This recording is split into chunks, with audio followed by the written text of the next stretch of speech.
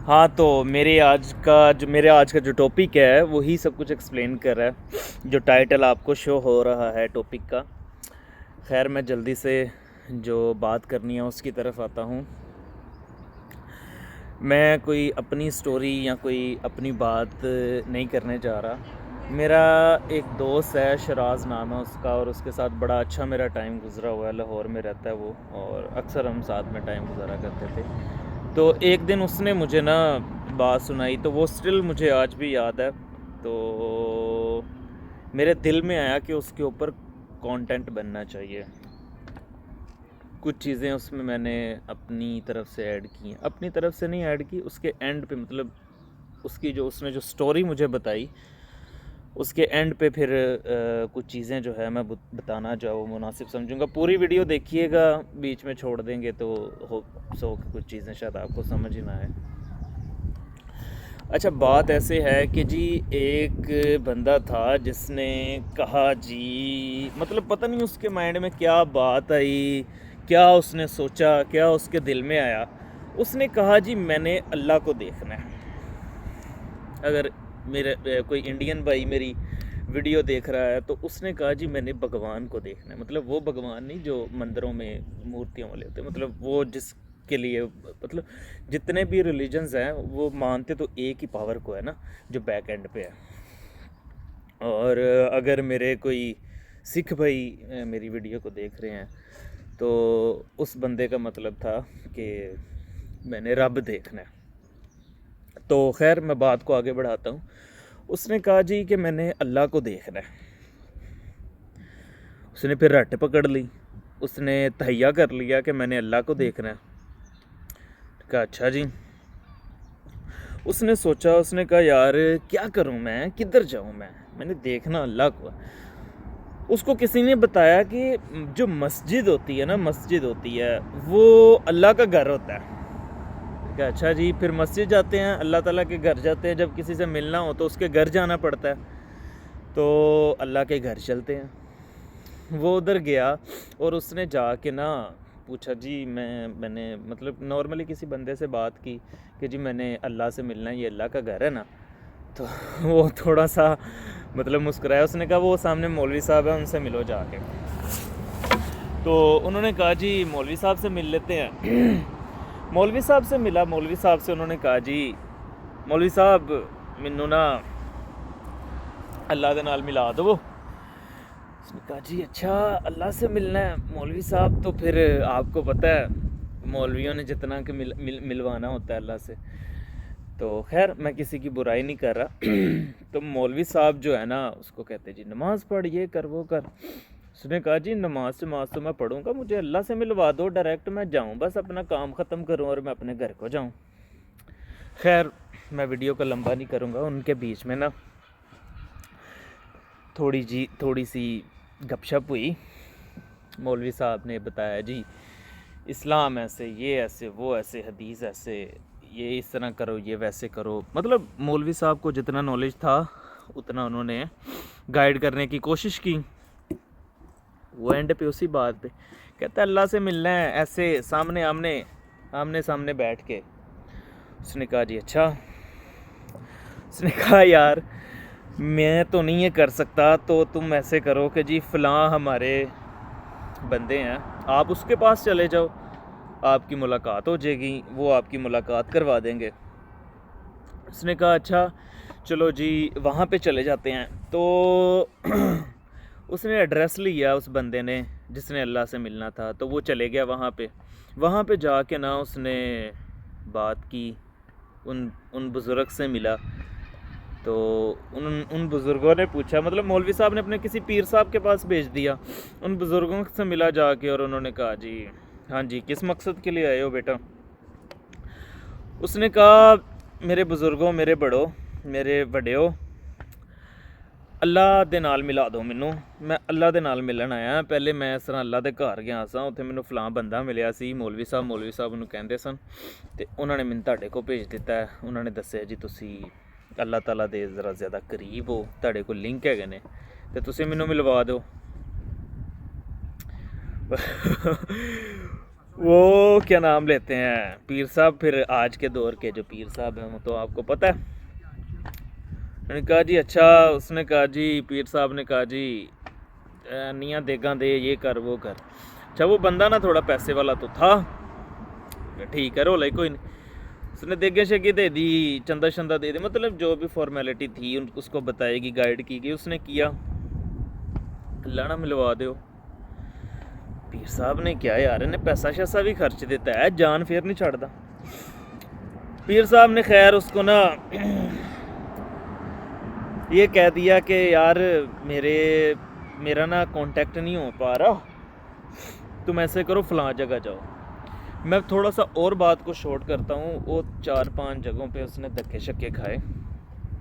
फिर उसको ना किसी ने कहा कि यार फलां, कहता यार जिस तरह तुम्हारी जो रिक्वायरमेंट है ना, जिस तरह तुम चाह रहे हो, बड़ा मुश्किल है कि तुम्हारी कोई हेल्प कर पाए, लेकिन ये है कि तुम ऐसे करो कि एक जगह है वहाँ जाओ, वहाँ कोई बाबा जी हैं, वो किसी से ना मिलते हैं ना किसी से बात करते हैं, एक जंगल है वहाँ पे रहते हैं और बस यही उनके मामलात हैं।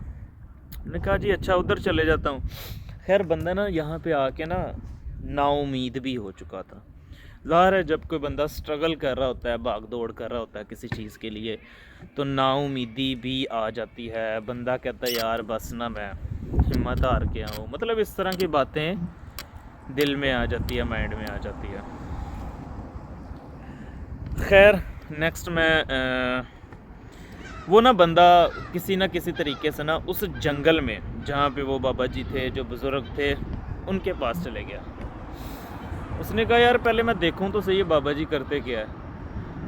खैर उसने देखा बाबा जी जो है ना घर से निकलते हैं, झाड़ू पोछा लगाते हैं, बाहर बकरियां वगैरह चारते हैं, मतलब इस तरह की नॉर्मल उनकी एक्टिविटीज़ हैं वो करते हैं।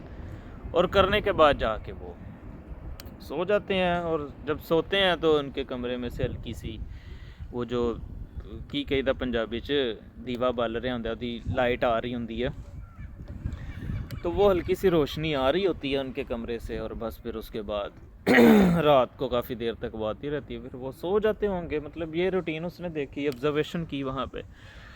ऑब्जर्वेशन करने के बाद उसने कहा जी मैं बाबा जी से बात करता हूँ। बाबा जी के पास गया है, बाबा जी से उन्होंने कहा बाबा जी अस्सलाम वालेकुम। बाबा जी ने कोई ख़ास जवाब नहीं दिया। बाबा जी ने कहा कि पुत्र हाँ किधर आया। उसने कहा जी मैं अल्लाह नूं वेखण आया। बाबा जी ने कहा जा वेख जाके, मेरे को की लैन आया। तो खैर उसने बाबा जी से कहा जी नहीं मैं सर ना बड़े धक्के ठुड्डे खा के आया, तो मैं ना हूँ जाना नहीं है कितने, जिन्नी देर तक तुसी मैनू दसोगे नहीं। बाबा जी ने कहा जी मेरा क्या काम इस मसले के साथ, तुम जाओ किसी और के पास जाओ। अच्छा पहले वो जिसके पास जाता रहा ना, वो आगे ना आगे किसी के पास कोई ना कोई भेजता रहा। अब बाबा जी कहीं आगे भेज भी नहीं थे रहे, तो उसने कहा यार आगे ये बंदा मुझे कहीं भेज तो नहीं रहा, चलो इसी का सर खाते हैं। उसने बाबा जी का सर खाया। बाबा जी ने कुछ 4-5 दिन या कोई कुछ अरसा जो है ना उसको लारे वगैरह लगाए कि ये जान छोड़ देगा। बाबा जी ने फिर कहा, बाबा जी ना एक दिन ना आए हुए थे, ज़रा मूड में आए हुए थे। उन्होंने कहा यार क्यों नहीं, मतलब उनके दिल में कोई आई होगी बात बाबा जी में, वो तो हमें तो नहीं पता। बाबा जी ने उसको कहा कि बेटा आप ऐसा करो कि ये जंगल में ये जितना साइडों पे ये पड़ा हुआ है ना, मतलब पत्ते वगैरह ये वो सारा कुछ ये इकट्ठे करो। बाबा जी ने वो पत्ते वगैरह उससे इकट्ठे करवाए। वो देखा ना जंगल में दरख्तों से वो लकड़ियाँ गिर जाती हैं, फिर उसके बाद वो पत्ते गिर जाते हैं, और बीच में फल भी होते हैं, मतलब इस तरह की चीज़ें जो भी हैं ना वो सारी उससे इकट्ठी करवाई। बाबा जी ने ना एक बड़ा सा पतीला रखा, और पतीले में कहा कि डाल दो सारा कुछ। बीच में पानी शानी डाला बाबा जी ने, और अपने तौर तरीके के मुताबिक जो भी उन्होंने करना था बाबा जी ने वो किया। वो पकना शुरू हो गया, और बाबा जी ने साथ में कुरान पाक की तिलावत शुरू कर दी, और सामने वो बंदा बैठा हुआ था। तो करते कराते वो पकते वो जब ऐसे हो गया ना जैसे दलिया टाइप है, तो बाबा जी ने ना उस पतीले में से 2 प्याले डाल किस तरह भर के निकाले। बाबा जी ने एक उसके आगे रखा और एक अपने आगे रखा। उन्होंने कहा जी खा लै पुत्तर। कहा बाबा जी गंद गुंद तुसी विच पाया तो मैं क्यों खावां? मैं कहा खा लै पुत्तर कोई गल नहीं। खैर उसने नहीं खाया। बाबा जी ने पहले अपना प्याला खा लिया, फिर उसका भी खा लिया, फिर बाबा जी ने 2 प्याले भरे, फिर बाबा जी ने कहा जी खाओ, उसने नहीं खाया। खैर करते कराते ना वो सारा का सारा जो पतीला था ना जिसके अंदर वो था सारा मवाद, तो वो सारा का सारा ख़त्म हो गया। आखिरी जो है ना वो आखिरी कह लो कि थोड़ा सा वो बचा होगा। तो बाबा जी ने कहा कि फिर आखिरी प्याले 2 निकाले। बाबा जी ने कहा पुत्र आखिरी प्याला ही खा लै। उसने फिर नहीं खाया। उसके माइंड में पता नहीं क्या बात आई कि यार ये बंदा मेरे साथ बाबा जी बात भी नहीं थे करते और आज मुझे सामने बिठाया है, कुरान पाक की तिलावत भी की है और ये अमल कर रहे हैं, तो क्यों ना थोड़ा सा खा ही लूँ। खैर वो ना सारा प्याला तकरीबन ख़त्म ही हो रहा था, थोड़ा सा कहीं प्याले के बीच में बचा। उसने जल्दी जल्दी से ना कहा बाबा जी अन्ना को मैनू दो, मतलब प्याला पकड़ के तो उसने ना थोड़ा सा बचा वो खाया। खैर आगे कुछ चीज़ें हैं वो बिलीव पे डिपेंड करती है। मैं ये नहीं कह रहा कि ये स्टोरी जो है ये ऑथेंटिक है और किसी बड़े मौलवी ने या किसी बड़े आलिम ने इसको लिखा हुआ है। मैं शुरू में ही बताया था कि ये मेरा एक दोस्त है, उसने मुझे बताई और उसके फादर जो हैं वो उन्होंने उसको बताई, तो मैं उसको बता रहा हूँ आपको। तो उसने जब वो अपनी मतलब उंगली नू ला के ते जो जुबान नू लाया, वो ऐसे उसके ना ज़ुबान पे लग के उसके अंदर जाने की देर थी कि उस बंदे को सब कुछ नज़र आना शुरू हो गया। लाइक उसको ये नज़र आना शुरू हो गया कि दरख्तों में जो पत्ते हैं ये अल्लाह ताला का ज़िक्र कर रहे हैं, ज़मीन के नीचे क्या चल रहा है, आसमान इस तरह मतलब क्या सराउंडिंग में जो जो कुछ भी हो रहा है उसको वो सब पता चलना शुरू हो गया कि यार इस तरह मामलात चल रहे हैं। तो एक जिस्म के अंदर कैफियत उसकी बदल गई। तो बाबा जी ने उसको बोला कि पुत्र हूँ ना तू इस तरह कुरान पाक दी तलावत करया करनी है और उसको ना थोड़ी थोड़ी कुछ एक्टिविटीज़ बता दी वो करनी है। तो उसने वो करना स्टार्ट कर दी। उसके बाद फिर ये सारे मामलात होने के बाद ना एक दिन क्या हुआ कि बाबा जी ना उसको ना कहीं गांव में ले गए। गांव में ले जाने के बाद ना बाबा जी ने कहा कि पुत्र तो उत्थे ना घर दे बाहर खलो ते ज़रा इत्थों घर चो बरात आ रही तो मैं किसी ने मिलना है। बाबा जी ने क्या किया कि बाबा जी ने ना खैर यहाँ पे ना मैं पंजाबी में थोड़ी सी चीज़ें ऐड करता हूँ। आपने देखा ना कि पुराने दौर में जब शादियाँ होती थी तो लोग जो है वो चीज़ें पकाते थे, तो जो मੱਝ ਦਾ ਜਿਹੜਾ ਗੋਬਰ ਹੁੰਦਾ ਹੈ ਉਹ ਇਕੱਠਾ ਕੀਤਾ ਹੁੰਦਾ ਉਹਨਾਂ ਨੇ ਤੇ ਉਹਦੇ ਨਾਲ ਹੀ ਮਤਲਬ ਉਹਨੂੰ ਹੀ ਅੱਗ ਲਗਾ ਕੇ ਤੇ ਦੇਗਾਂ ਸ਼ੇਗਾਂ और लकड़ियाँ शकड़ियाँ मतलब इस तरह ਦੀਆਂ चीज़ें करते थे। अच्छा वो जो गोबर पड़ा हुआ था ना एक दावड़ा टाइप नुमा चीज़ में एक बर्तन में गोबर पड़ा हुआ था, तो वो जब बारात मियाँ बीवी की बाहर आ रही थी ना तो बाबा जी ने क्या किया कि वो पकड़ के ना गोबर फेंक दिया उनके ऊपर। अब नई सजी हुई दुल्हन हो दूल्हा हो और उसके ऊपर इस तरह की एक्टिविटी कर दी जाए तो वो क्या सीन होता है। मतलब अच्छा खासा बंदा कुछ मतलब हल्का सी कोई गाली निकाल दे तो बंदा लड़ना शुरू हो जाता है। तो वो जो लोग थे ना उन्होंने बाबा जी को पकड़ के ना मारना शुरू कर दिया जब बाबा जी ने ये हरकत की। तो इतनी हरकत करने की देर थी कि पहले उसने ना वो बंदे ने ना वो आगे हुआ है, उसने देखा जी मेरे पीरो मुर्शद को कोई मारा। उसको गुस्सा आया बड़ा। उसने गुस्से में कहा जी ओए हट जो है पीछे, ये ना हो कि मैं मतलब तुम लोगों को यहीं ज़मीन में गर्क कर दूं, मेरे अंदर इतनी ताकत है ये वो वगैरह वगैरह। उसका बोलना इतना जलाली था कि लोग वाकई ही डर गए। तो यहाँ पे ना फ़ौरन बाबा जी उसको बोले कि बेटा ऐसा कुछ नहीं करना, और सॉर्ट आउट किया सारा मामला, मतलब हल किया सारा मामला। और बाबा जी ने मामला सारा हल किया, उसको मतलब कैम डाउन कर दिया और बारात वालों को कह दिया जी ये इतने सोने के सिक्के मैं आपको दे रहा हूँ और ये मेरी गलती हुई, दरअसल ये मेरा ना मुरीद है, शागिर्द है, तो इसका ना इम्तिहान था तो इसने इम्तिहान पास कर लिया ये वो वगैरह वगैरह। तो मामला जो है ना इस तरह खैर सॉर्ट आउट किया। और उसके बाद ना बाबा जी ने उसको बोला कि आप पुत्र मेरे गले लग, ते तू इम्तिहान पास कर लिया ये वो जैसे ही बाबा जी के गले लगा ना, वो जितनी उसके अंदर वो कह लो कि पावर थी, या जितना वो उसके अंदर वो था, जितनी उसको हर चीज़ में वो नज़र आ रहा था, एक पावर वो सारी ना उसके अंदर से ख़त्म हो गई। मतलब वो बाबा जी ने कह लो कि वापस ले ली। वो जब वापस गई तो उसको फील हो गया कि यार ये क्या मामला हुआ है। उसके बाद ना उसने बाबा जी को कहा कि बाबा जी ये मेरे नाल इस तरह हो गया। तो बाबा जी ने उसको कहा कि मैं पूरा वो जड़ी देग सी, पूरा जड़ा देचका सी, मैं वो खादा है, ते तू अन्ना जा खादा सी, अन्ना जा, ते ज़रा जा मसला बनया, ते तू दुनिया नू कह रहा है कि मैं गर्क कर दांगा, ये कर दांगा, वो कर दांगा। जे तू सारा पतीला खाई जांदा, तेरे चन्नी पावर आई जाती, ते तू की करदा। तो यहाँ से एक ना सबक भी मिलता है कि जब आपके पास कुछ आ जाता है ना, तो सब्र का पैमाना भी थामना पड़ता है। खैर मैं आगे चलता हूँ अपनी बात को लेके। नेक्स्ट ये हुआ कि अब उसने निकला तो था वो अल्लाह ताला को मिलने के लिए, और ये सारे मामलात वो कर रहा था। एट द एंड उसको ये सारा इन सारी सिचुएशन से गुज़रना पड़ा। अब वो कैसे वापस जाए, मतलब एक ऐसे बंदे से वो मिला है जिस बंदे ने उसको कुछ दिया है। अब तो वापस जाना ना मुमकिन था उसके लिए। उसने कहा, बाबा जी से माफ़ी मांगी उसने कि जी मुझे माफ़ कर दें, मैं नेक्स्ट जो है ऐसा नहीं करूँगा। बाबा जी ने कहा नहीं। खैर मज़ीद बात लंबी होती जा रही, इसको मज़ीद शॉर्ट करता हूँ।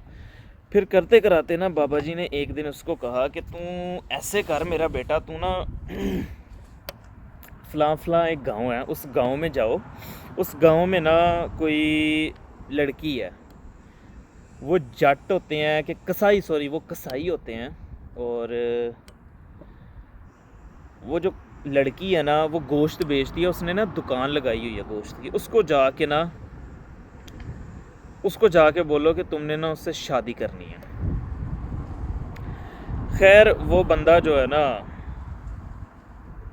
अच्छा बाबा जी ने उसको यकदम नहीं कहा, उसने माफ़ी मांगने का सिलसिला बड़े लंबे अरसे तक जारी रहा। जब बाबा जी ने देखा ना कि ये बंदा अब जा ही नहीं रहा, तो फिर उसको ना वो, और उतनी देर तक जैसे वो बाबा जी का हुलिया था, बाल थोड़े मतलब लंबे हो गए थे, और मतलब इतना दिखने में इतना नीट क्लीन नहीं है। कुछ लोग होते हैं बाहर से कुछ, वो कहते हैं ना कि अल्लाह ताला के नज़दीक सम टाइम वो बंदा बहुत करीब होता है जो हमारे नज़दीक बिल्कुल भी हमें लगता है कि अल्लाह के करीब नहीं होगा। तो ये अल्लाह ताला के मामला होता है। तो खैर आउटसाइड से, फेस से और जिस्म से वो बंदा भी बाबा जी की तरह जो है ना वो थोड़ा सा डस्टी हो चुका था। एनी हाउ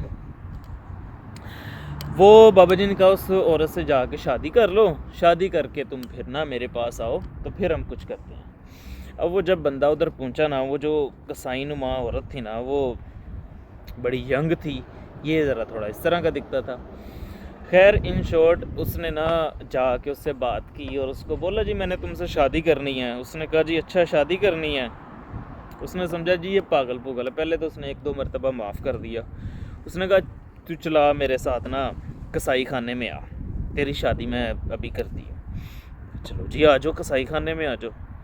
उस लड़की के कहने पे ना वो कसाई खाने के अंदर गया, और लड़की ने बोला वो जो मुड्डी नहीं होती, वो लकड़ी नुमा की बनी होती है जिसके ऊपर गोश्त काटते हैं, एक तो होती है वो उन्होंने दुकान में रखी होती है, एक बड़ी होती है जब वो अंदर मतलब कसाई खाने के अंदर जो है ना स्लॉटर हाउस में तब वो कर रहे थे, वो थोड़ी बड़ी होती है।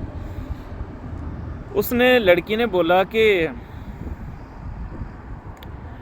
रखो इस मुड्डी के ऊपर सर, फिर मैं तुमसे शादी करूँगी। उसने मुड्डी के ऊपर सर रखा, उस लड़की ने कुल्हाड़ा मार के सर ही काट दिया।